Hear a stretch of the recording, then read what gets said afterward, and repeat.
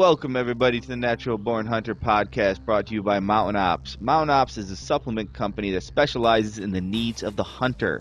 If you need a little more protein in your diet, boom, hit up the Magnum.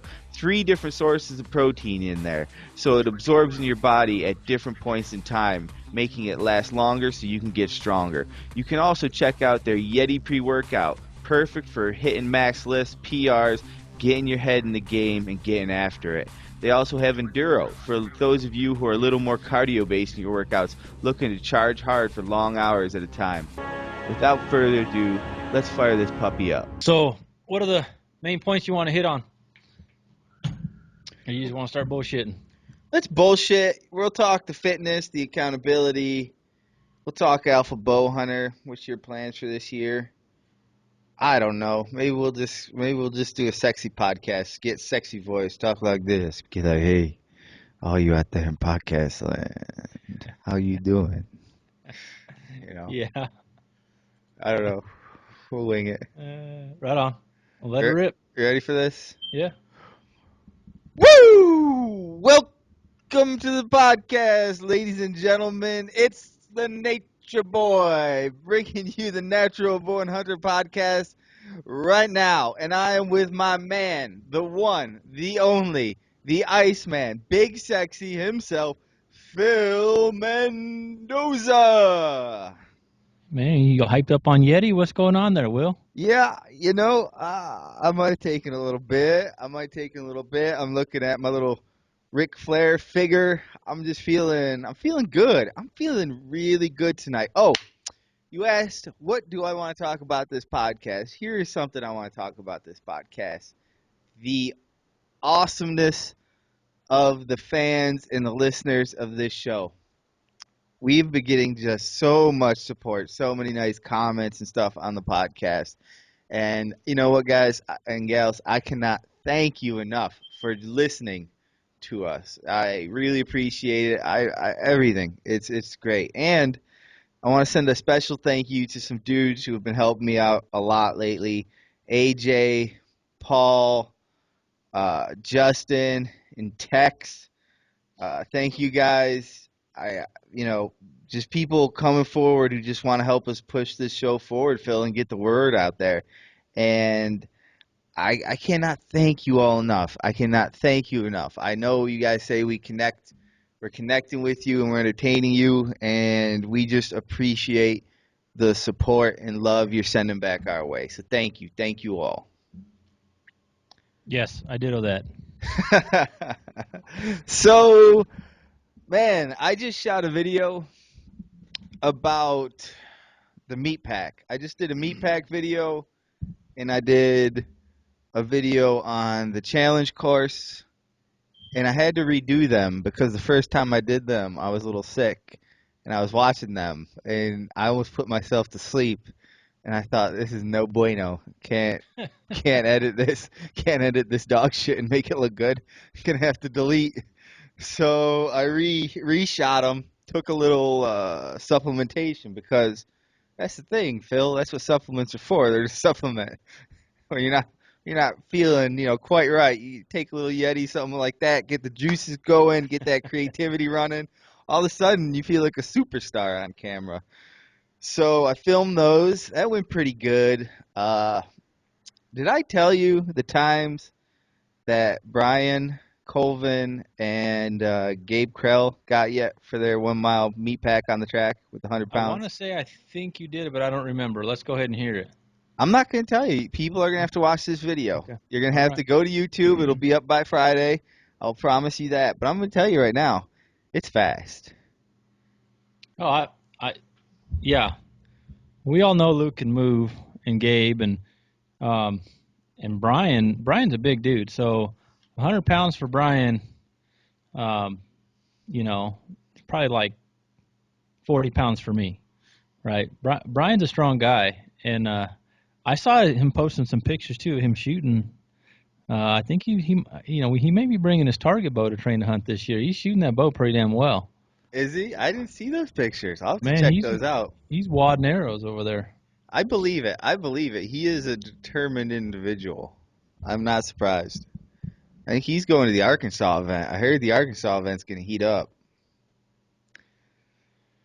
Yeah. I don't know. You're I'm not hearing going to Arkansas? I don't like the snakes, man. There's Arkansas, Texas, even Arizona. I'd contemplated going back to Arizona this year, and I'd hate to be going down on a burpee and come nose to nose with one of my slithery friends. So where are you going? Right now, Colorado is the only one I'm for sure doing. I've heard Pennsylvania's very nice. I've heard the same thing, and uh, I'm you know, I'm gonna be flat out honest, Will. Like I said, I kind of mentioned it in my last podcast that I did, not the last one that came out today, last week. I'm a little bit in a funk, man. It's kind of hard to get motivated. I have not the hard to get motivated. I just haven't set anything that to prepare for and to plan for, and a lot of it just has to do with my kids getting older and so many things that are, we need to plan for this, so we need to leave that weekend open for that, and boys are going to be doing swimming this week, this time of year, and it's one of those things that when you have kids in that young age where they're starting to get active, I'm learning this. I've been told this by a lot of friends, but it starts to gobble up a lot more time that you don't have. So I've been having to get up a little earlier to shoot my bow, uh, which I'm okay with. I'm all right with that. But as far as the weekends, man, I don't know. It's going to be tough this year. Your weekends are disappearing. Yeah, we've got 3 family vacations that we put on the books. One of them, of which I may double and get to one of the total archery challenges in South Dakota. I'd like to get a hold of those guys and get a booth and try to just be there, have a presence there. But I don't know yet. It's going to be, like I said, if I can pigtail it if I can add 3 days onto a 5-day vacation that my wife already has planned for us, I'll do it. I just don't know if I can be away from the shop for 8 days. That's tough. That is tough. Are you still doing? Are you still training so that you could be ready to go at any time, or what's going on Oh there? yeah, my workouts. I still work out. I probably work out still 6 days a week. We had a killer workout actually yesterday that Jesse put on at the shop for us at our boot camp, and uh, it was good, man. It was good. I felt good. I can definitely tell my cardio needs to get a little bit better again for the events like the train to hunt events. But other than that, the shooting, the movements we did along with the shooting, I'm fine there.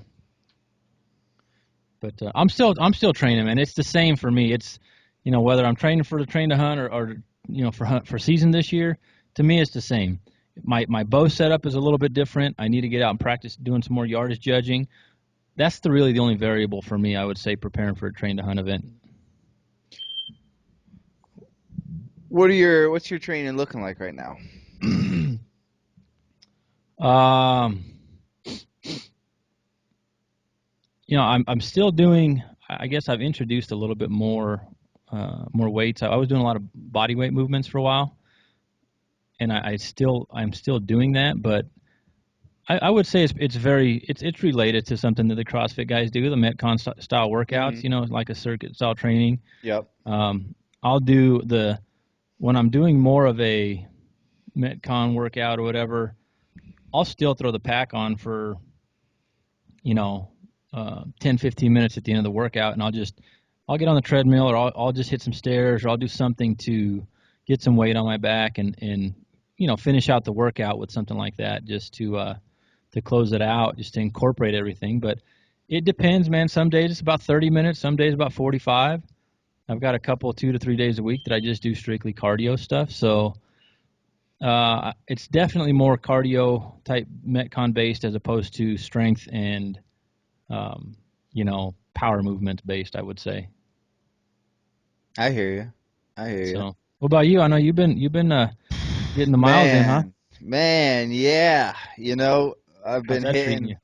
I've been hitting about mid 40s, around like 44, 46 miles a week right now. I'm supposed to do between 40 and 50 miles a week. and the last 2 weeks I've actually 2 days in a row did a couple 10 milers back to back. And How do you today feel? How I do you feel feel about doing that? okay. Here's the thing. There's two ways. There's two ways I feel, right? There's my body, how my body feels. And my body feels fantastic, except for on like a Saturday morning when I'm ready to be done. The body's like, all right, 6 days in a row. Whereas there's supposed to be a rest day a couple days ago, we didn't see it. You know, let's slam on the brakes. It's just like we're tired. I'm just feeling a little empty. And other than that, though, phenomenal. In the beginning, my feet would hurt, just muscles were sore all the time, and I just upped my mobility and my stretching, and I feel great. After about 10 miles, or in the 10-mile runs, after about 8 or 9, I'm ready for that truck to appear. And it's not necessarily because my body's tired, it's just my brain's tired of being out on a run. I just start getting bored. My mind starts wandering like, man, I'm ready to be back, doing videos, do whatever else, end the day. I think about Skittles and Starbursts a lot, actually, around mile 8 and 9, for some reason. Hmm. Yeah, I actually Oh, bought some the other night too. I'm gonna tell you something. Well, let me ask you: have you lost any weight? I mean, as a result of putting so many miles on, have you dropped a few pounds? Only like 4 pounds, dude. Really? Yeah, but and my diet has cleaned up, but I'm eating more. I'm eating Huh. more now because of all the miles and calories getting burned.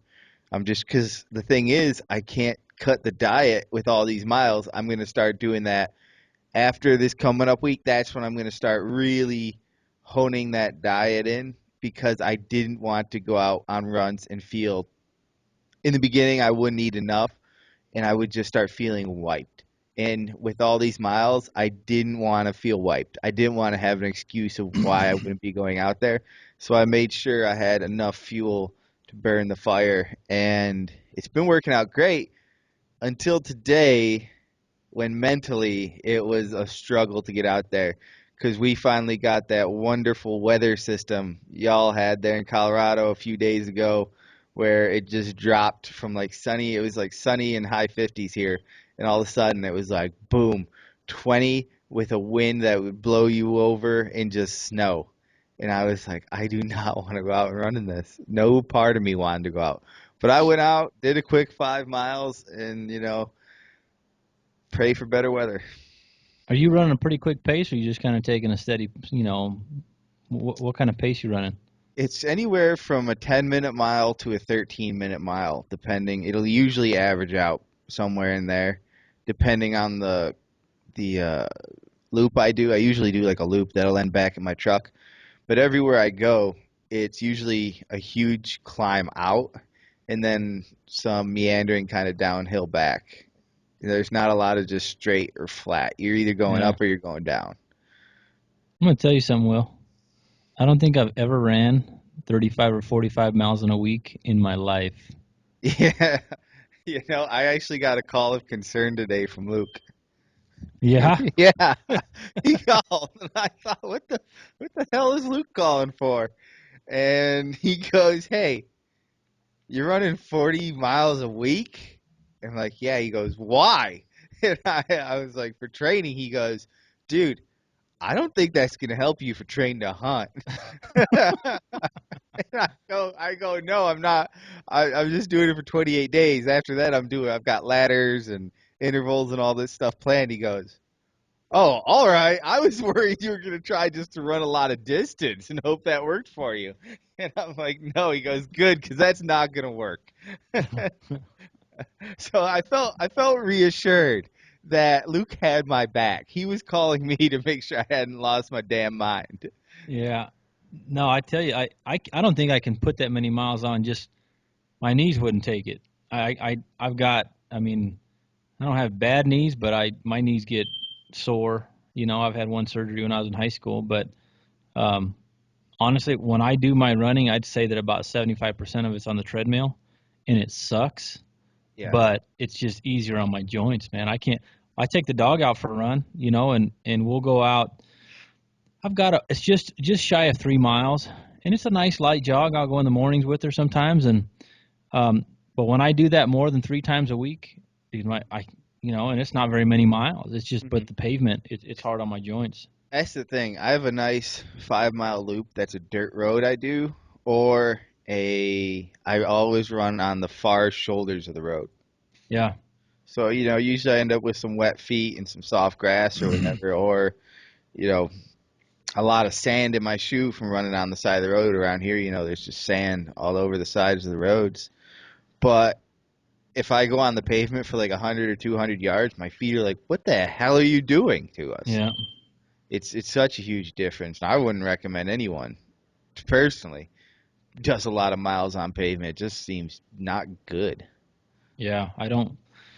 I couldn't do it. That's for damn sure. Like I said, I've actually, when I've been doing a lot is integrating just that short interval training, where it's a 45-second sprint, and then I'll rest for 45 seconds a minute, and then another 45 or so second sprint, and the reason I like doing it on the treadmill is just because I'll hit the incline sometimes, or I'll put that sucker to a 15, or whatever. The actually my treadmill I think goes to a 13, and then I'll do that one day, and that'll smoke me. I'll hit about 8 rounds of that, and I don't want any more. The Hell ninth and yeah. tenth, the ninth and tenth sprint. I mean, it's like, I'm not sprinting at a 10 anymore. It's like an 8, 7.5, 8, and that's all I've got. But I've been integrating some of that, so I don't know. I don't really have any kind of structured program that I'm doing right now, and that's the other reason I think I'm just kind of going through the motions because it's tough, man. It's tough. You want me to send you a copy of mine? No, if it's got 40 some miles a week on it, absolutely not. Not interested, No, huh? no, I'm good, man. I'm good. You know Um, what? It's a good thing I'm doing it now because when I have the baby, I feel like I definitely will not have the time to commit to 10-mile days. you know what? So, funny story. Right before you and I met and trained to hunt in Colorado, that 2.5, almost 3 years ago, right? 2.5 years ago, um, or it'll be 2 years. Jeez, yeah, it must be 2 years. It'll be 2 years. So anyway, my son was born a month, about 4 weeks before that event, and I was not sleeping much anyway, right? I mean, it was leading up to the event. My wife, she was getting up in the middle of the night. She was tossing and turning, for a couple, 2, 3 weeks before the baby, and then once we had the baby, so I had about 6 to 7 weeks up to that event where I didn't sleep very much, but I was training twice a day, about 4 to 5 days of the week, and then there was a couple days where I'd work out. And like I said, I'd go downstairs and I'd hit 3.5, 4.5 miles on the treadmill, and felt good. So it's a good thing. You're gonna be awake anyway. So if you got something you can do close to the house or around the house, you're probably not gonna be sleeping much anyway. So hey, change the baby, make sure you help mom out a little bit, and just take off for a run, dude. I tell you it. I I worked out really good actually around that time. Yeah. I don't want no more kids though, so I'm not gonna do that again. I that's the hard part, man. Is we don't even have one yet, and she's ready for two, three. Well, we'll talk again here in about 14 to 18 months, I said no. and you, Let's stop you, at one. Let's do you one really good one. just spoil the heck out of the kid, Yeah, huh? that's what I'm saying. Yeah. I don't know, man. We'll see how it goes though. I'm open to anything, I guess, at this time. We'll see what happens in the future. But man, I saw that workout you guys are doing, and that seemed pretty awesome. I was a little bit jealous. I was not in Denver to join you guys for the workout. You had uh, my boy Christian, Mark Christensen over there, Yeah. right? Yep. He was there. I worked out with him at Anchor last time Yep. I was in town. That dude, he can hustle. Yeah. Oh yeah, and it was good all around because, like I said, it was a smaller group, but we all knew each other, and even though no one was a beginner, right? Right. No one was dragging behind. Everybody was pretty decent shape in that middle ground, and it was good, man. Like I said, it was. We've had some workouts that we did that were definitely scaled back a little bit just because we had some more beginners in the group in the past, and you don't want to hurt anybody. You don't want to make them not want to come back. Yeah. But when my cousin JJ, he was talking about the actual workout we were going to do. I mean, after we did the warm up and the stretching, and then we did some relays just kind of in between just to get a little bit more loosened up, and it's fun. It's we're mixing the bear crawls and the burpees and all kinds of stuff. But once the workout started, he starts talking about, okay, we're going to do this and this and this, and then we're going to go run around the building 2 times in between. And I'm like, That's a big building. yeah, and I'm figuring it out, and it's about a quarter mile is what I kind of guessed going around the building twice, you know, and I was like, all right, yeah, that's about on par with some of the stuff I've been doing, about a quarter mile in between some of my rounds, and I'll do a little mixed running in, but it's different when you're doing it with a partner because you're depending on the partner to dictate how many reps you do, and when I structure something, I'll write out how many reps I'm doing, and I know what to expect, right? Boom. You just do so many, and you get on treadmill. Do so many, you get on treadmill. Well, this way with the partner workout, it was great. I partnered actually with Jamie Bergstraw. I can't really pronounce her name well, but Jamie's got after it over the last few years, and so we partnered, and it seemed like Jamie would get hosed with the burpees almost every time. It's like, Jamie, you got 4 more burpees, or Jamie, I'm just starting burpees, and she goes, burpees again, and I would get through about a round and a half to just shy of 2 rounds by the time she'd go around the building twice, and it was tough because there was sometimes, like I said, where you don't know what to expect, and then having the shooting come in right after the physical part of it, it was good, man. I actually got a little bit sore from it, so I was happy. It was a good workout. Everybody was sweating. Aaron laid on the ground at the end for a few minutes, so he was working hard. I caught a little video clip of him when him and Jamie were shooting the last couple arrows, and he shot, and then he was on all fours on the ground while she shot her last shot, and it was cool. So we definitely got after it. That's awesome. And of course, new people are welcome. Beginning, any fitness level, I'd say, is welcome. Oh yeah. And that's where, I was talking to Jesse too, and it's like, well, you know what? Whether you tear it down or tone it back a little bit with maybe not having a pack on, maybe the weight you're going a little bit lighter weight. There was a couple of people that actually were walking into the shop to shoot that didn't know we were getting the boot camps going again. They were just sitting there watching. And she's like, and one of the women was a lady, and she says, when are you doing this again? I said, we're doing it in 2 weeks. She goes, can anyone come? I said, absolutely. She goes, okay, I'll be here, That's so awesome. Yeah, it's just people that just kind of filtered in that, we send Facebook messages out. I send newsletters out to the stuff. I haven't been putting it on the website, which I'm going to start putting it on now that we kind of have a structured time. Do you put it on your Facebook? Yeah, I put it on the No Limits Facebook page. I shared on my personal one. I've talked about it on one of the championship bow hunting episodes, but there's so many places that I need to be putting it, and I don't do a good enough job, honestly. So once we start doing it regularly, now that we started it, I'm guessing we're going to have somewhere in that 12 to 18 people regular hitting the workouts, because we've had some in the past where we were 25, 27 people working out. That's a good amount. Yeah. And when are you going to run these? Do you have like So a set? Yeah, it's going to be every other Sunday at 8 a.m. So basically last Sunday would have been, April 3rd. So we'll do it again April 17th, May 1st, May 15th. And then we will not do it the 29th because that's going to be the weekend of the Alpha Bow Hunting Challenge.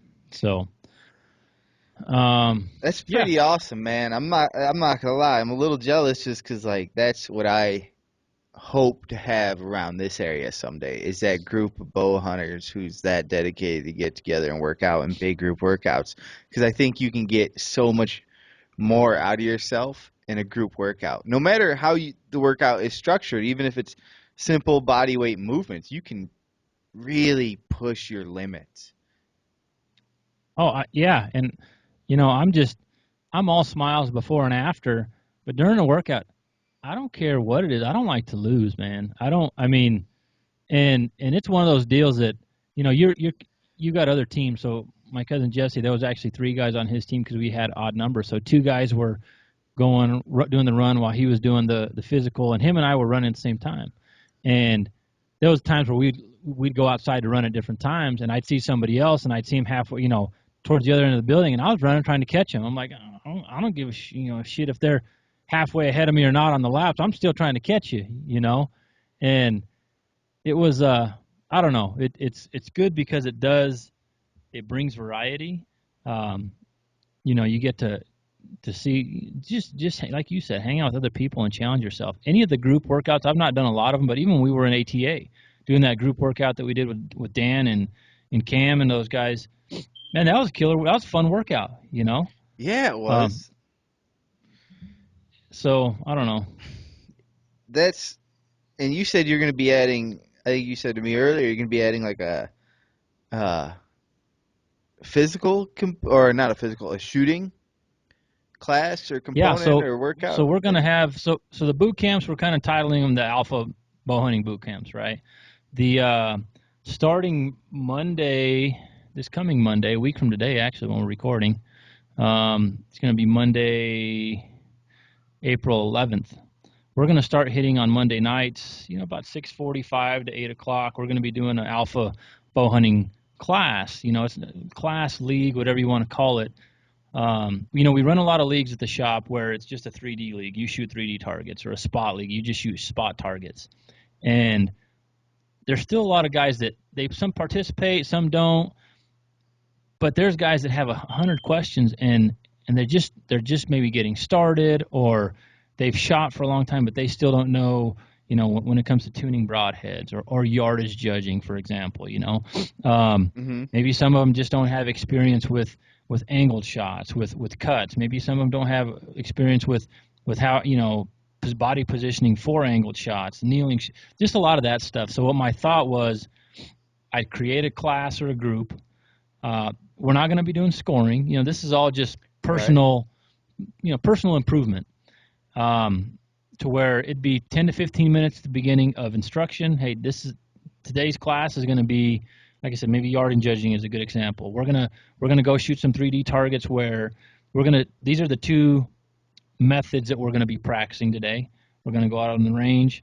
We're going to warm up. We'll have our packs on, and then I will have, whether I preset some targets with random numbers, or I've already ranged the targets so I know, and then we'll go through and I'll say, okay, and I'll have people come up to the stake with me.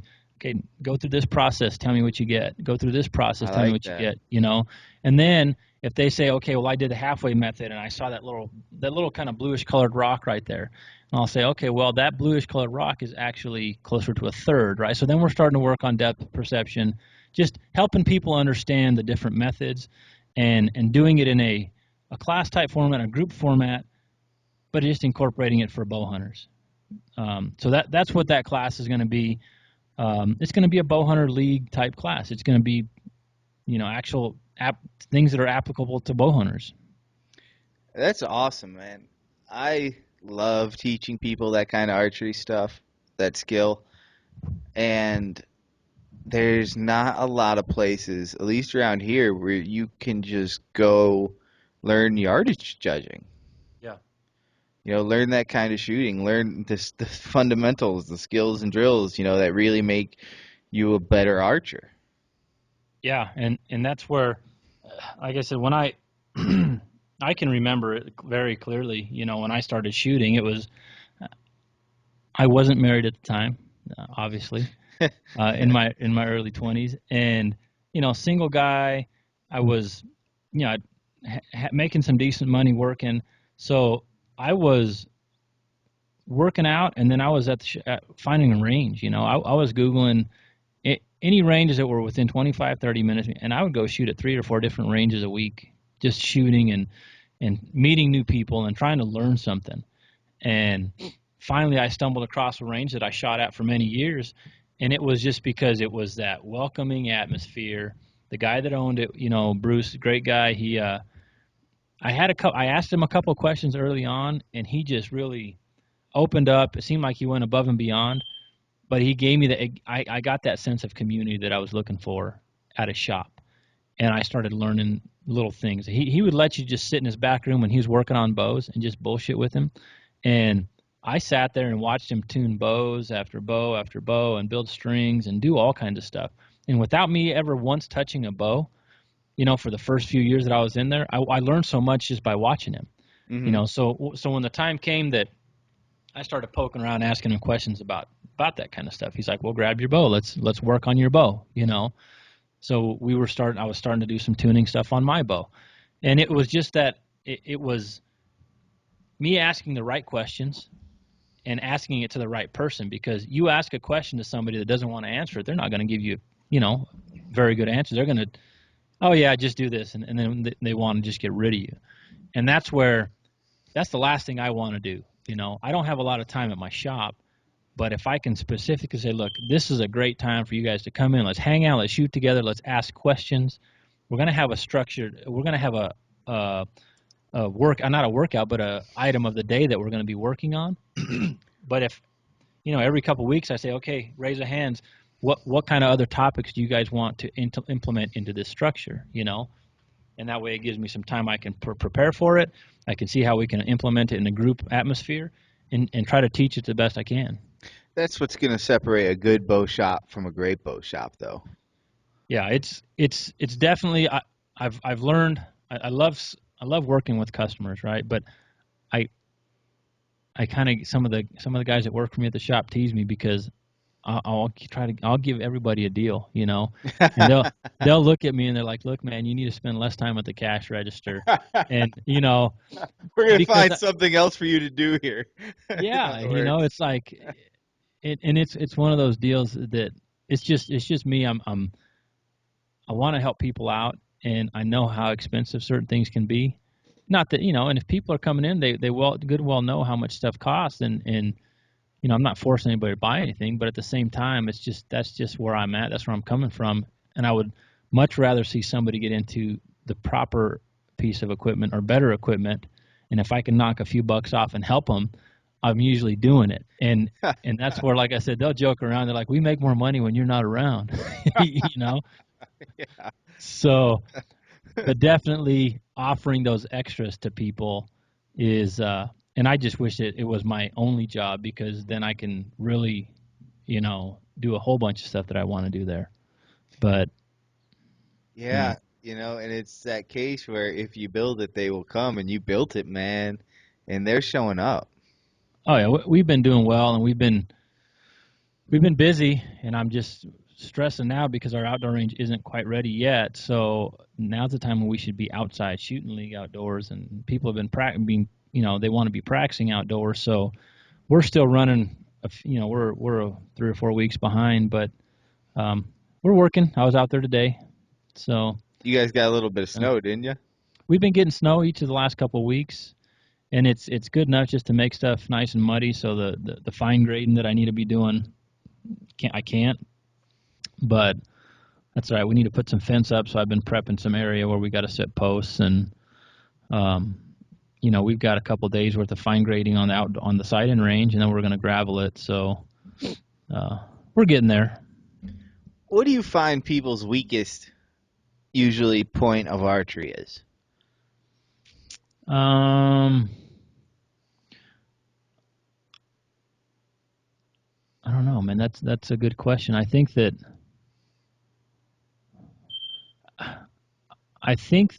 in some cases, the people that really want to learn, that are active online, that are reading forums, that are YouTube and stuff, um, they're looking for a quick fix, right? Mm-hmm. And even manufacturers and marketing and everything guides people. This broadhead will fly like a field point, or this sight guaranteed to make you more accurate.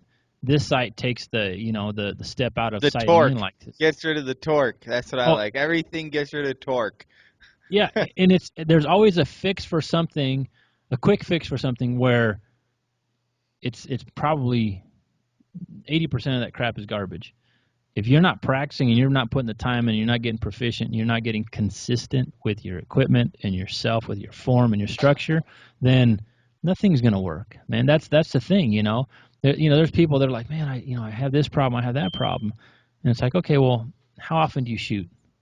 So how to Wilson? How often do you shoot? They're like, I shoot every week. Okay, no, really, how often do you shoot? They're like, well, I shoot 2 or 3 times a month. I'm like, okay, well, there's your problem. It's like You when the know, doctor asks, how often do you drink? yeah, They always right. multiply it. Or the dentist asks you how often you floss, right? Yeah. Yeah. It's the same kind of question. I I've been working on shooting more arrows. I at the least, if say I have a bad day and it's just not going well, I'll try to at least shoot three. Just three, blind bail them, let them ride. Yeah, no, with me writing out a structure now with my shooting I'm committed. I'm going to put in 10,000 arrows before season. That's my goal. That's in many Ooh, cases. wait, I like this. I like this. Your goal, you got a date? Do you have a date? Because goals without dates are just dreams. I do. And what would that date be then? So our season is actually open August 15th. Pronghorn opens August 15th. All right. Our big game season is at the end of August. But my Left. goal is by September 1st. I'm breaking out the old notepad here so we can write this down because this is giving me an Yeah. idea. So I gave myself 5 months, okay, because I started April 1st, and I figured I'm going to give all of April, May, June, July, and August. So by April September 1st is 1st, 3 days ago. yep. And I've been tracking my shots the last 3 days, April and 1st to September 1st. September 1st, yeah, How many months is that? that's 5 months. You know how many days it is? No, but I broke it down to where I figured I'd make myself shoot at a minimum 25 out of the 30 average days a month, Uh-huh. and I'd need to shoot 80 arrows per shooting day to hit my goal. So 25 days At 80 arrows a month is 2,000 arrows, a month, or 80 arrows a day, 80 25 days a arrows month. a day. Yeah, so that's 2,000 arrows per month, and that would, in turn, in 5 months, give me the 10,000 arrows by September 1st. I like that. We should make this. We should open this up. I'm gonna do this. Someone needs to send me some arrows though, because right now I don't have Yeah, any that actually have three fletchings on them.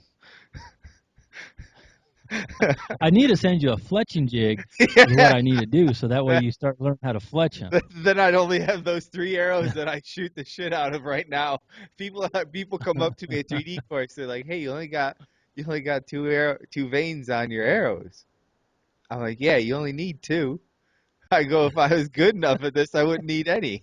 They always laugh and they think I'm crazy. I'm out there just shooting, three arrows with two veins on each. But hey, you got to keep going. So I'm opening this up. I'm putting this out there to our audience, and maybe we can make a little. I don't know. We'll run this on the Iron Wolf group page. How's that sound? We'll run this Yeah, on the group page there. That way, everyone who wants to participate, if you're not in the Iron Wolf Athletics group in Facebook, head over there, join it. If you want to take part, we'll call it the. How many arrows was it? Two? it's 10, 2,000 arrows a month. no, Yeah, so Jonathan, 10, 2,000 arrows a month. 2000. So we'll 10, call it the 10K arrow challenge. there And we this go. is all about challenging yourself. I'm not giving you shit to do this because you should want to get out there and become better at all this stuff. That's what I'm doing. I'm doing it for me. You guys should all be doing it for yourselves too. Yeah, and that's it, and that's where, like I said, once a week, I'm gonna try to just post an update.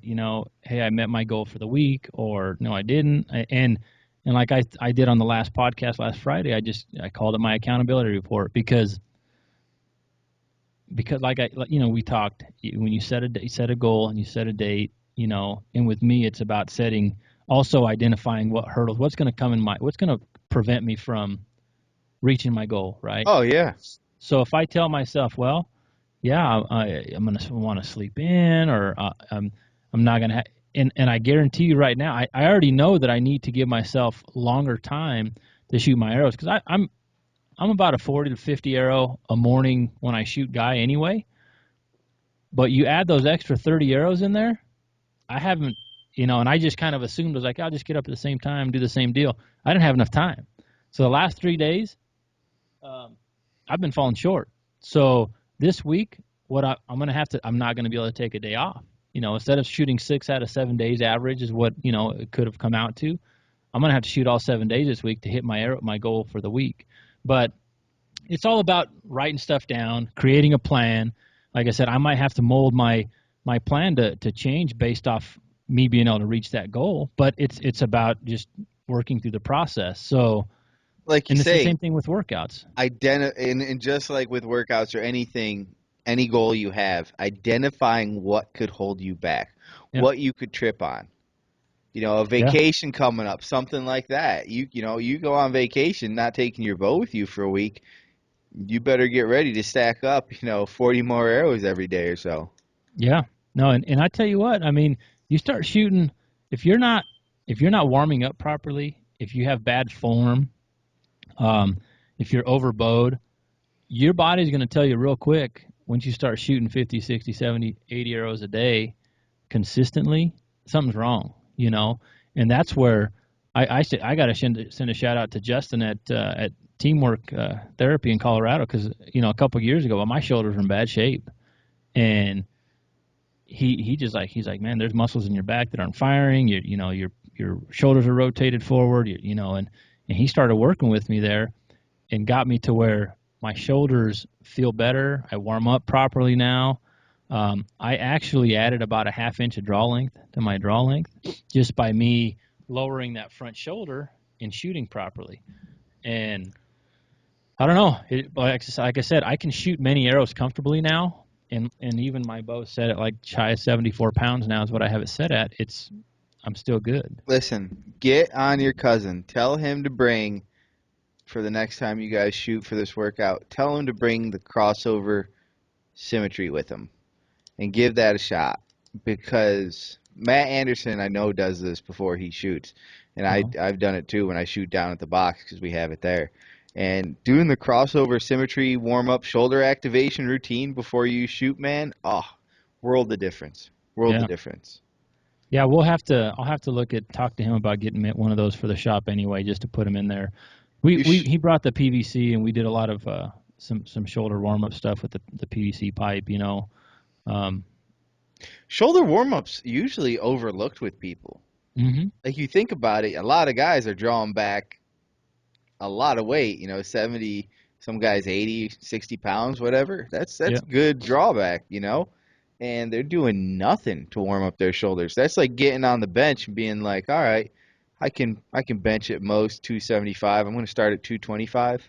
Just get on cold. cold and go." Yeah, yeah. No, like I said, I'm not old, man, but I've neglected for about since my mid 20s to about my early to mid 30s. I neglected a lot of warm up and self care with my joints, and I feel it a little bit now and then. So I'm trying to wise up and implement a lot more of that stuff. And it takes time. That's the thing that sucks. Is this today's day of the fast paced life? You got to be on the move. You got to hustle. You got to do this. You got to. People want stuff now, And I tell you what, man. I'm getting sick of it for one, but but at the same time, it's the world we live in, and I just got to prepare to sleep less because this goal of shooting 80 arrows a day, it'll take me an hour to shoot 80 arrows, and that's just shooting in my basement at 17 or so yards. Once I start going outside and I'm shooting further distance and I have to walk further to pull arrows, I either have to have a boatload of arrows in a quiver, 40 arrows a quiver. right? You're doing one walk. Or I'm going to have an hour and a half, 2 hours to shoot every day that I'm shooting. So, and my warm up, that's the other thing is my warm up routine with shooting always involves shooting at least 8 or 10 arrows up close where I'm not aiming, doing some, kind of that whole blind Yeah, yeah, bailing, just yeah. getting feel with form. Blank And bailing too. yeah, and then I'll start, my first 2 or 3 arrows when I do aim, I try to shoot at something that's within 20 yards where I'm be able to use that top pin because, I get it. Some people say, oh, I want to walk out to my maximum yardage cold and be able to shoot an arrow. Yes, you do want to be able to do that, before season. But if you're in the process of getting better and practicing, if you've got anxiety issues with aiming anyway, and you're going to start your workout off or your shooting routine off with bombing an arrow at 70 or 80 yards and hoping you hit it, and you're already telling yourself, I don't know, why? Walk up to 15, 20 yards, put 2 or 3 arrows in that little dot, build your confidence, get used to that pin moving around, what is the sight picture again, get your muscles properly ready, and then start working into further distance. Exactly. Let them know what's coming. Let your whole aiming system and body know what's coming for it. Yeah, and then as the season, as you get closer to season, well, then start winding back on how many arrows you warm up with, so that way it gets to, because even when I'm in season, when I'm hunting, I'll get my bow and I'll draw it back 2 or 3 times in the morning, just get those muscles ready. And I'm not shooting a bow, but my muscles are already used to drawing the bow back, So at least from then on, it's mental and it's your shot sequence that should take over. But at least getting your muscles prepared to draw and hold and aim and execute a shot. Mm-hmm. So technically, you shouldn't, in my opinion, you shouldn't be that when you draw your bow back and you put that pin on that animal that happens to be at first light of whatever season, you should have already drawn your bow back 2 or 4 or 5 times, So Yep. is that technically your first shot? It's your first executed shot, but it's not the first time you draw your bow back for the day. So that's where that whole mindset of I need to bomb my first arrow at 100 yards to know that that's how far I can kill at. Man, I think you work towards that. I think you prepare towards that, but you don't practice that all year. That's my opinion. Here's a good thing, right? Your good question. You pull back, right? Go through the shot sequence, everything before you go out hunting, right? Yeah. How many times when you're out there, whether it's in the stand or on the ground, do you do shots in your mind?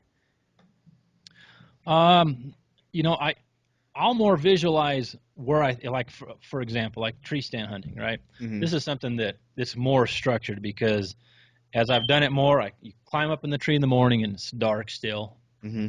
and you're sitting there, and if you know the stand, if you know the setup, because I go to hunt a place with a friend in Nebraska, and there's been a couple times where he'll walk you to a new set, or um, he'll say, hey, why don't you go to this set? You go from the stand that you were at, you're going to walk about 100 yards east, and so you get into a new set, and if you go in at dark, you're getting there and you really don't know exactly all the shooting angles, where the animals could be coming from. So to me, it's more visualizing, okay, where am I going to sit? So I guess let me back up. It's dark, yeah, I'm drawing my bow back 2 or 3 times. I'm kind of getting ready, getting the muscles loosened up, especially cold in the morning.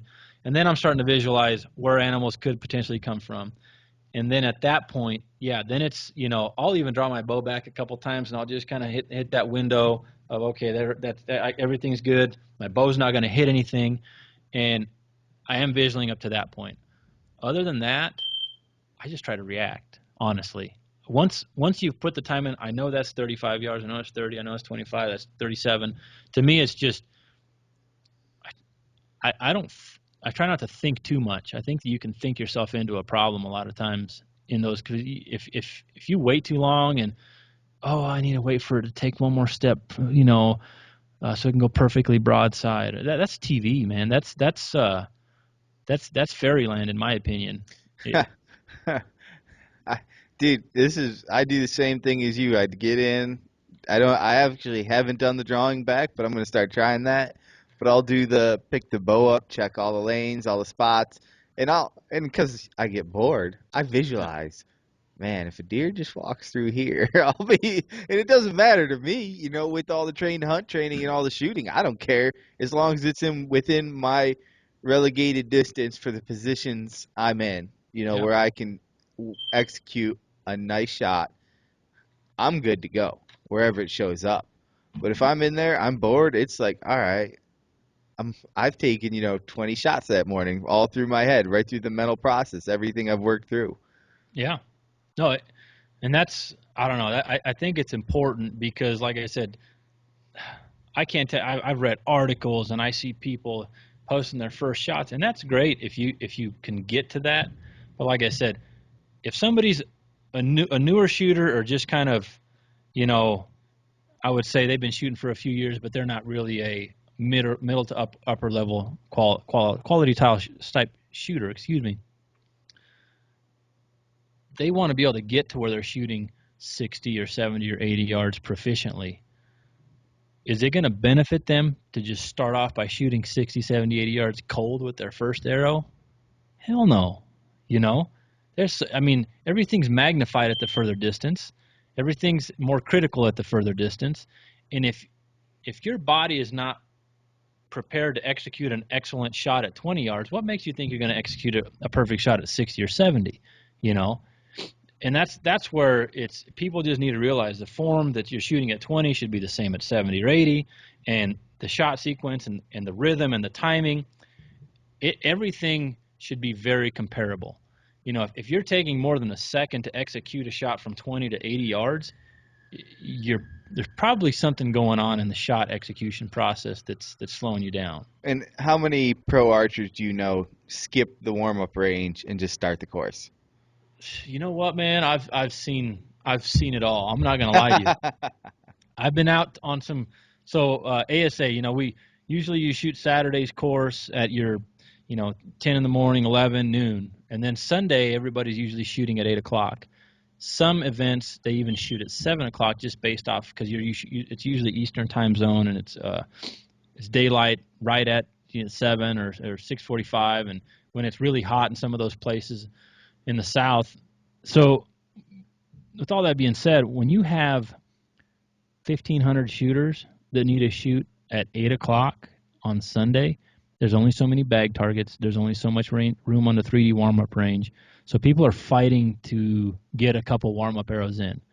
And I've even met some people that just have got to the point where they're like, I just got used to not shooting before I go out. I just go out there and I'll just, and it's like, no way, man, I can't do that. I've never been able to do that. Kudos to those people who can, but there are some people that just, I'll just go out there and I'll warm up with my first arrow on the range. Oh man, that's how I used to be. And then my coach got me into always hitting the range first. And not only has it improved my shooting, but my yardage judging, just to see the targets, at their distances and being able to relay that when I get into the course. Yeah, and that's the biggest thing for unmarked yardage 3D is the yardage judging. It's a yardage judging game, and if you're traveling to different terrain, if you're shooting the local courses around home, or you've shot the courses maybe once or twice a year at different tournaments, well, you have a pretty decent idea what to expect. When you go from Colorado to Georgia, man, it's night and day. A little bit different topography. Well, it's flat for the most part, but you've got the tunnels and you've got the shadows that get created. Oh yeah, man, it's nothing nice and then you add into effect the fact like on a Sunday morning when it's dark and then you've got some targets that are black, and I tell you that was the worst when you walked up Sunday morning to a black bear as your first target and standing, you're trying to or all fours. No, they got rid of the standing bear at ASA a few years back, but do they really? Yeah, they have like a black hog and a black bear, and I think now they have a black puma, or what they're calling it, which is a mountain lion that's painted black. But you get any of those black targets in a tunnel that's anywhere out there 38 yards and out, and I tell you what, so funny story, when they still had 14 rings that they were scoring in the normal events, I walked up to a target. It was the second target of the morning, down a hill a little bit, and on a black bear, the 14 ring was almost touching the 10 ring. And so you can shoot an arrow and be touching the 10 ring and the 14 ring if your arrow was fat enough, right? So I looked at this target and I'm like, man, I don't know, it's 42 yards. Dial in my sight, 42 yards. I put my pin right on the 12 and I execute a shot. Well, I pick my bino and I can instantly see when the arrow hit the target, I hit high. And I'm looking, I was like, oh shit, that's probably 38 yards. And I looked at it, and that arrow was in the 14 ring. And it was funny because I lucked into a 14, but it just goes to show you that a black target in the morning in a tunnel You know, I overjudged that target by 4 to 5 yards. I don't know what it was, but if you're not prepared and you haven't experienced that, it'll bite you. It'll bite you on the wrong target. So it's different, man. It's really different, and that's why I think that. And Gillingham said it best. You know, he said judging or shooting unmarked yardage 3D.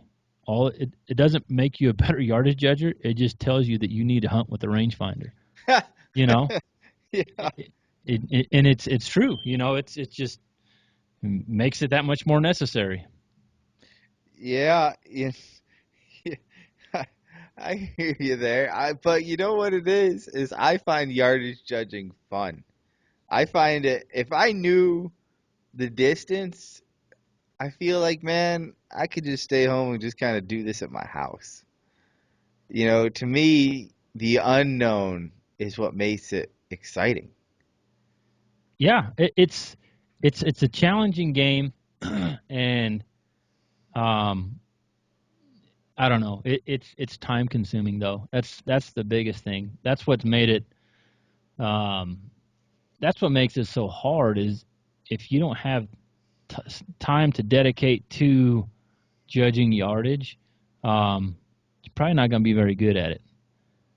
And that's where I don't know. You see, I actually have a friend of mine that I catch up with after some of the ASAs that I'm going to have on the podcast on Wednesday on the championship bow hunting side. Chad Chenault, he's a professional shooter. Him and I won out of semi-pro the same year, and he's been shooting consistently since then after I left. But excellent shooter, you know. And we were talking on the last time he came on about the rise in the marked yardage division of the ASA because they're the only ones that opened that up. As like IBO doesn't have that, but ASA opened up marked yardage division, and there's so many shooters. That's the fastest growing division in the ASA is Why the do you marked think yardage that class is? because if you don't have to judge yardage, all you have to worry about is you've got three elements to 3D. You've got the yardage judging, you've got the shooting, of course, but you've got to be able to aim on a silhouette target. Essentially, is what you're doing without a dot to aim at. So now, if you eliminate one of the variables, you just got two things to worry about. So that's where you're seeing guys like George Riles. Month ago we talked to him. Yeah. Jesse Broadwater hitting the 3Ds. A lot more target shooters going into that game because it's a fun game to play. It offers variety with That's shooting true. 3D That targets, is true. but they don't have to judge yardage. And to be flat out honest, there's a lot of those guys that can shoot the freaking lights out, but they can't judge a target to save their life. So That's a I good don't know. point. That's a good point. Yeah, it's I don't know. I'd like to get back to that. I hope that once I get the outdoor range done and have a really good place to practice, I can get back into shooting some competitive 3D. But Maybe you'll be a marked yardage guy. and I thought about that because if again with me, if I don't have that much time to spend judging yardage, I can still go play the game and shoot at marked yardage. Hmm. So, but yeah, it's good to see that there's variety there, and I don't know. I really enjoyed playing that game. Yeah. Yeah. I mean, now you got your own game. Yeah, no, I'm excited for that. I've had a handful of registrations already, and they just trickle in. They trickle in, and it's going well. A lot of positive feedback from people. A lot of people messaging me, and I see people at the shop. And they're like, yeah, I'm gonna come play. I'm gonna play the game. I'm gonna be there. And so, if everybody registers that say they're gonna come, we're gonna have a hell of a turnout. Yeah. Um, but it's looking good right now. I mean, we're still 2 months away or close to that, and we're doing pretty good with the registration. So um, I'm excited. How many, conservatively, how many you think will sign up? Um, I it's hard to say. So local events, right? To gauge it off something local, which this is. I'm hoping this is a little bit more regional than local, but on a local 3D shoot, you'll get anywhere from 90 shooter on a bigger shoot, 90 to 150 shooters All right. on a decent sized 3D shoot. But they're the tournaments you're paying $25 to $30 for an entry fee. My event's going to be twice that much. It's going to be a lot of variables to the game. The prizes are going to be significantly better than what you get at a local shoot. And it's a different game, and all the things that we're offering with the private film viewing at the end of the second day, and I'm hopeful that we can get close to those numbers. What's this private film viewing? So we're getting the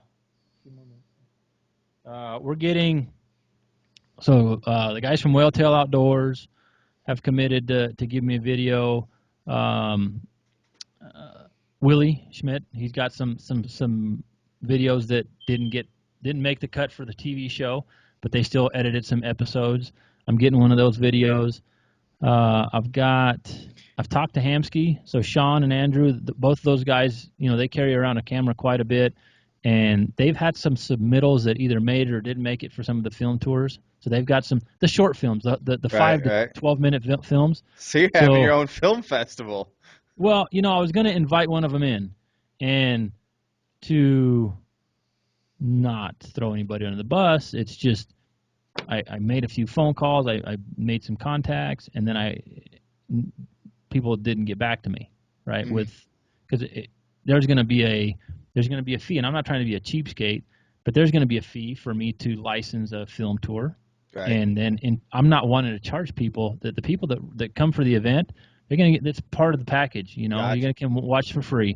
I'm gonna open it up to anybody at the shop. Anyway, if you didn't participate in the event, but you want to come watch some of these videos, just come into the shop and it's for the No Limits Archery. It's for the local Denver area, Gotcha. Just as a bonus. So there's going to be 5 to 7 short films that we're going to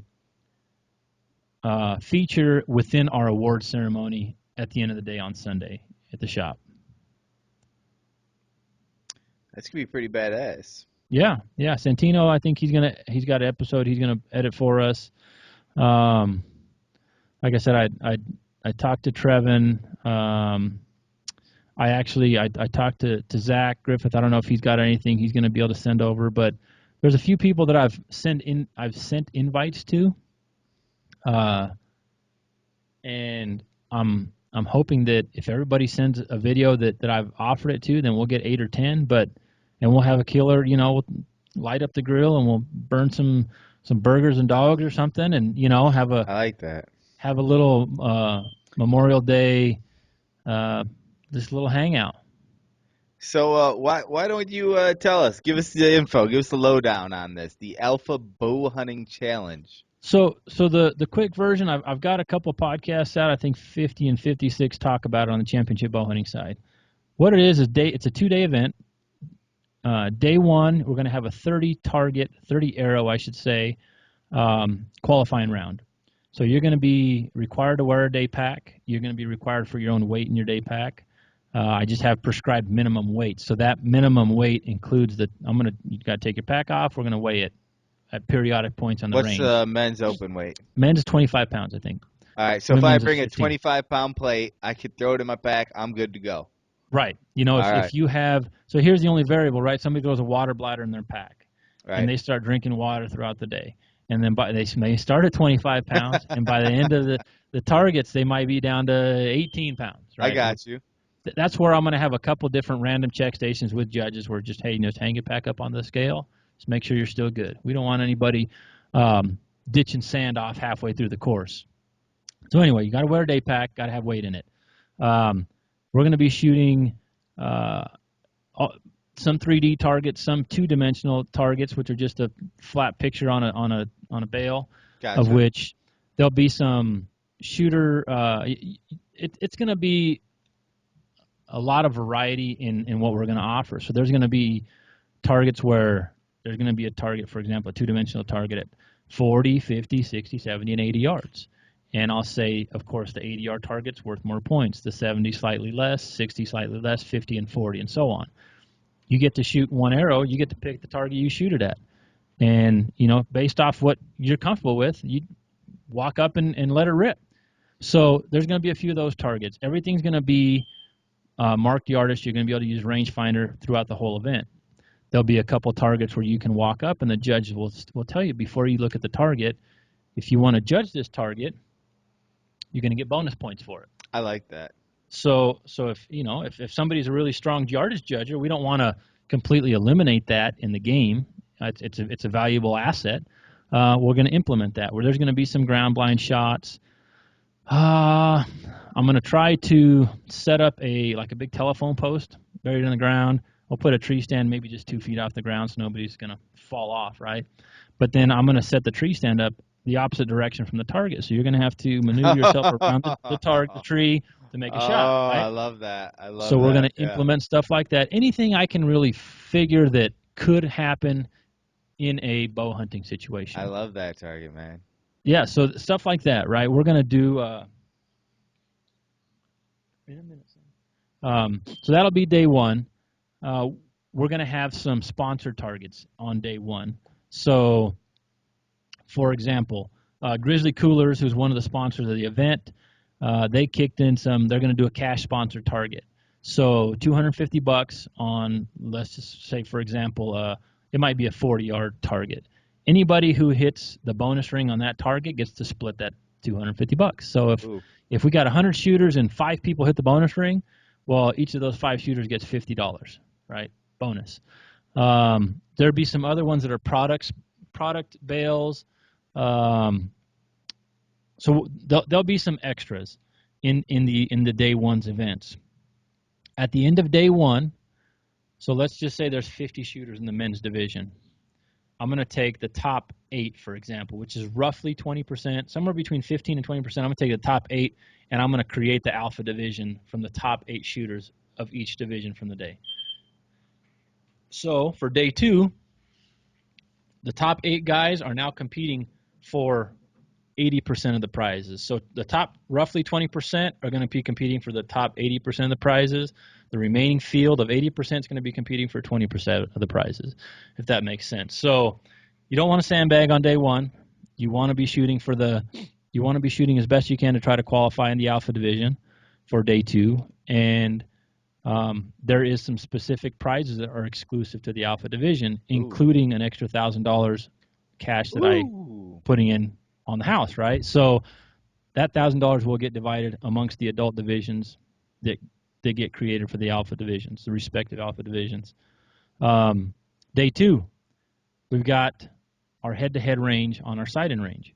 So we're going to be shooting 5 breakable targets, probably clay pigeon targets. Mark yardage again. You're going to have head-to-head rounds. So now, again, let's take that top 8 shooters that made the alpha division. Number 1 shooting against number 8 on your first head-to-head round. It's going to be a course where the 2 shooters are starting. They're going to be basically starting from the same position. There's going to be some minor physical elements. There's my little guy hollering at me. There's going to be some minor physical elements. You're still going to be required to wear your day pack. So target 1, you may be running towards opposite directions of each other. You might go maybe under a couple logs, simulating a belly crawl or something. You walk up, you get up to the first target, kneeling shot. It may be 35 yards, right? You shoot. It's pass or fail on the breakable targets. You break or you don't break. So 5 breakable targets. You get to carry 6 arrows. So if you miss, you can pull out another bonus arrow and shoot. You must shoot at least 1 arrow at every station, though. So you can't waylay 5 arrows on station 1 and just try to breeze through the rest of the course. So you need to shoot at least 1 arrow per station. And there's going to be a time deduction, or a time penalty, I should say. And Luke, my good buddy Luke the body, because I had originally advertised like, if you break, it's 20 seconds off. If you miss, you add 20 seconds. And Luke said, well, why don't you just do it if they miss, you just add 40 seconds. That way it makes it easier on you. And I'm like, yeah, that's probably a pretty good idea. That's the body. The So body that's the coming body, in. right? He's looking out for everyone. And I threatened him. I said, you keep telling me how to run my game, I might have to put you to work. You know, he writes programming. Yeah? Oh, yeah. So, Dude, that's games. Yeah. Allegedly. So that's how the game will be played. After you shoot your 5 targets, you run back to the starting line. So we stop your time. Again, we go back and we're going to add targets on for misses, add time on for misses, for penalty. And then at the end of the rounds, if you beat your competitor, then you advance. The alpha division will go through the range 2 times, so they'll shoot once on the left side, once on the right side, and then we'll total their time, and lowest time moves forward. On the regular divisions, they'll just go through the course one time head to head against somebody. So it'll all be bracketed head to head shooting. We also are going to have a broadhead portion of the event. I withdrew that portion from the actual scoring just because there's too many variables on the broadhead side. Right. I mean, there's, do we eliminate expandables? Do you have to shoot the same bow? And I just said, you know what? No, if the novelty event is in itself its own game. I like that. And I think what I'm going to end up doing for that, because we did work with Maven to kick us in a set of binos as a giveaway. So I think what I'm going to do is the novelty game is going to be for the set of Mavens. Oh, so damn. yeah, I mean, right. I want to make it where it's you want to come play for the broad. It's going to be significant where you should be prepared to play for all prizes. There's going to be you're going to get 3 arrows. Each round will be 3 arrows, and you're going to be able to get 1 round included in your entry fee.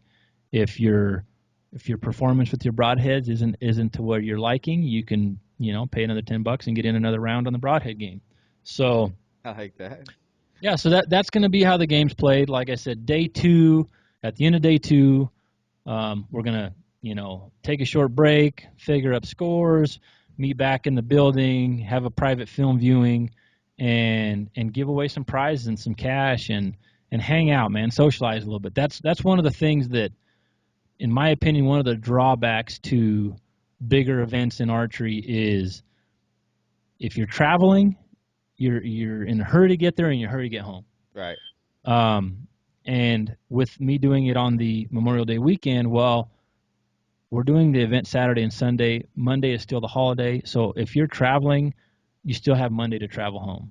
Right. Take your time, get home. So Socialize, we hang can out a little social. bit, That's right? it. That's it. So many Community. times, yeah, you see guys that, and I've been guilty of this. You get to an event, and this was early on when I was shooting, tournaments a long time ago. I'd get to an event and you don't know somebody, so you don't like that person, right? Right. I don't know who that guy is. He looks kind of like an a-hole, Phil Mendoza, my first train to hunt event. That was my exact thought. Right? It's like, man, who is this guy? He thinks he's over here kicking everybody's ass, and he's a big a-hole. Yeah. And then, a couple of tournaments later, you run into the guy, or you might be shooting in the group with him, and it's like, man, this is a cool dude. What why was I talking crap about him before? And to me, it's just that we need to squash the egos. When you're competing, man, compete. I've learned to try to do this. Turn it on when you say go, and when you're done, you turn it off. Yep. So that way, before and after, you can be civil, you can be friendly, you can meet people, you might learn something. And that's what I want to promote. I want you to be competitive. I want you to come out here and prepare to earn it, because it's going to be fun, but it's going to be competitive, and it's going to be good, man. So, but at the end of the day, once we're all done and we've competed against each other, and you've done the best you can, and we see where the scores lay when the dust settles, you know what? Let's congratulate the people that win. Let's give them some prizes. Let's hang out and talk with them. Maybe you learn something from them that they're doing that you're not, and we'll use it to move forward for hunting or other competitions. Hell yeah. That's the thing. Building that community, getting to know some people, having fun, and getting out there and just getting ready to tear the head off the lion. Yeah. So 2 things. From my very initial introduction from the event back in November or early December, I was going to have an alpha division where you signed up for it. If you think you're top dog, you come sign up for that division. And I thought about it, and it's like, you know what? If I make somebody get into that division and they're on the fence, they may be a good shooter, but maybe they're not cocky, or they're just, or they don't think they have a chance to compete. They're not going to sign up for that class. So this other way, there's just a men's division, there's a women's division, there's a traditional division, there's a senior division, and there's a young adult division, which is kind of like that 15 to 18-year-old crowd. Gotcha. Yep. We don't want to make the 15-year-old shoot against the adults, not yet, but so they can get some experience under their belts. Yeah, and they can watch the game, see how it's played. They can learn some things. But once you just sign up for the division, you're going to shoot the qualifying round that everybody's going to get set in front of them. It's going to be apples to apples course. We're going to let the course dictate where you're going to be seated. So if you just shot lights out because you had a great day, or you know what, that you really enjoy the game, or this suits you well, you should be up towards the top. You know, if you have that perfect storm of everything worked great for you, and you're kind of a middle of the road shooter, but everything worked great, and you finish great, well, now what? You're competing for the big prizes. So I don't know. I think that and Tim's opinion, I think, of this is something similar, that there should be more people shooting for on the professional side of competitive archery, but less people shoot there because they don't feel they can win. And in my opinion, I think that at any given day, anybody can shoot well and compete and should be able to, right? Oh yeah. The other thing is if there's like specific targets, so you may not shoot great all day, but you might hit that bonus ring on that money target, and it's you and two other people that hit it. Well, you just walked home with $100 or $75, Yep. right? So why not? If you make it to where it's an equal opportunity, and all you need to have is one great arrow to have a great day. Yeah. You know, I like so that. it's one of those things that there's going to be 5 or 6 sponsor targets on the day one where, and I'm working on trying to get more where people can walk away with something that may just be a good middle of the road shooter, and they're learning something, but you may walk away with a half a dozen arrows, or like I You said, $50 or $75. you might end up with a brand new pair of binoculars. Right? You put that one arrow in the center of the target at the specific distance with those broadheads, and you're right. You Just you like may be hunting. that's it. Sometimes you just need one great arrow. And that's where we do want to reward the people that shoot well, and we're going to do that. But we want to reward everyone in the process. And handicapping it, I'm going to let the course do that. So that's how the game's going to get played. Well, like I said, it's going to be trial and error. I'm the dictator in the game. So if something doesn't work great after year one, we revisit it, we learn about it, and we regroup for year two, and we make the game better. Yeah. So I'm gonna have to time my kids differently if I'm having another one. yeah, well, you're gonna yes. After your first one, you're gonna learn that Don't have the second one when Phil's having his tournament. Got it. no, not necessarily, but there's yeah, you'll say if you're not sleeping very much, you'll say, man, I'm gonna have to push the second one off a couple years so I can catch up on some rest. I like that. But or things might be gravy, perfect baby, and Right? Then you're get started doomed. with set number two. There you go. So All right. Well, people, head on over to naturalbornhunter.com, or if you're on iTunes, subscribe to our podcast, our YouTube channel, hit us up on Instagram, Facebook. Check Phil's stuff out over at championshipbowhunting.com, also on Facebook. If you're interested in any of the classes or workouts he had mentioned going on at No Limits Archery, make sure you check out that Facebook page and you pay attention to when he's posting on it. Also, thank you to one of our show partners, Maven.